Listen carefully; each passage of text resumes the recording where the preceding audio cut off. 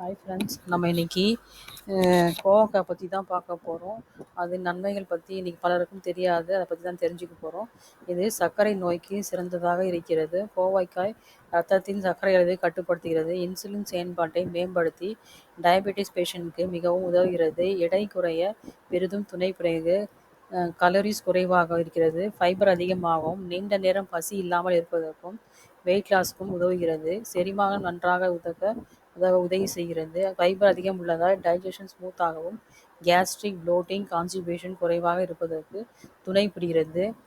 இதய ஆரோக்கியத்திற்கு இதில் உள்ள பொட்டாசியம் ஆன்டி ஆக்சிடென்ட் இதய துடிப்பை சீராக வைத்துக் கொள்ளவும் இரத்த ஓட்டத்தை மேம்படுத்தவும் பெரிதும் துணை புரிகிறது. Vitamin A, C, magnesium, iron ஆகியவை இருப்பதால் இம்யூனிட்டியை அதிகரிக்க உடலை வலுவாக்குகிறது. ஸ்கின் அண்ட் ஹேர் ஹெல்த்துக்கு விட்டமின் சி இருப்பதால் தோல் பிரகாசம், முடி வேர்களுக்கு பலம் கிடைக்க உதவி செய்கிறது. 100 கிராம் கலோரிஸ் என்னன்னு பார்க்கலாம். கலோரிஸ் 18 கலோரிஸ் இருக்குது. ப்ரோட்டீன் 1.4 கிராம் இருக்குது. ஃபைபர் 2 கிராம் இருக்குது.